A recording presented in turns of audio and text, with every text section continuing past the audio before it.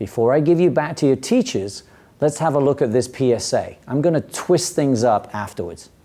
You should totally talk to him. No, I don't know though. I'm scared. I mean, you're so...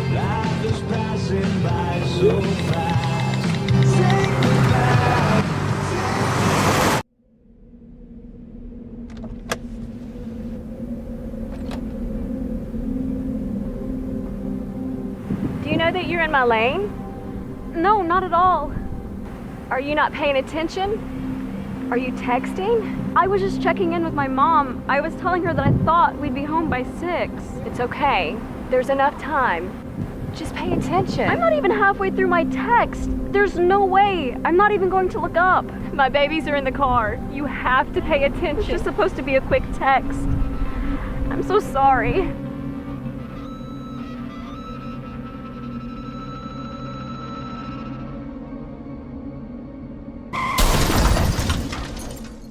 Obviously, that PSA focused on not texting while driving. We now know that texting while driving is just one of many problems associated with the use of smartphones while driving.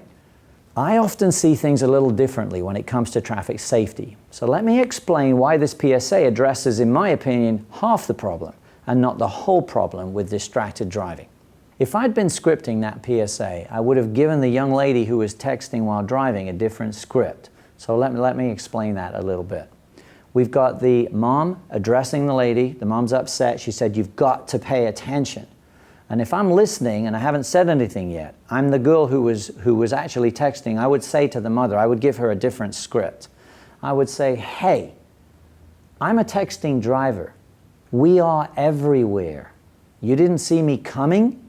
Where have you been? You've never seen, you've never heard of us? We run red lights. We text all the time. That's what we do.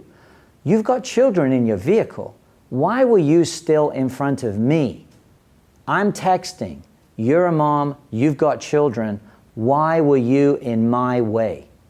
You should have been on the brakes. You should have gone left. You should have gone right. But you shouldn't be in my way." Now, understanding what I've done here, what I've said is basically the young girl was saying, "Hey, I'm a dangerous driver and I'm everywhere." The mom was saying, "Hey, you're a dangerous driver, you're going to hurt me and my children." Well, she was obviously vulnerable. There's no reason why, if she was a fully paying attention driver, she wouldn't have done something to get out of the way. The young girl was texting, she was dangerous, and the mom with the children, in my opinion, she'd made herself vulnerable and she didn't get out of the way. I wonder if she was distracted. We don't know. It's a good PSA, but the bottom line is, for me, it's only addressing half the story. I'm sure your teachers can go over that. Remember, you don't want to be dangerous or vulnerable. There is responsibility on both sides of this crash, although the texting driver is more at fault. This crash was preventable and avoidable.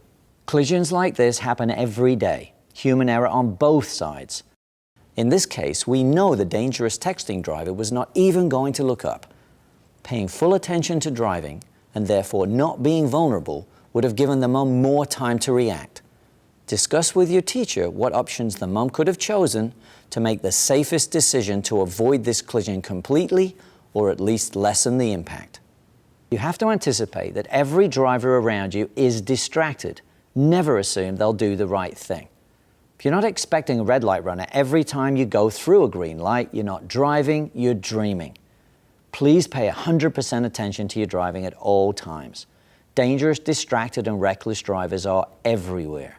I really want to say thank you again to you and your teachers for the time today. I hope you share and discuss all of the information you've heard today with your friends and family. Changing distracted driving culture starts with the choices we all make. I hope what you've learned today will motivate you to always choose safety for yourself and everyone else on our roads.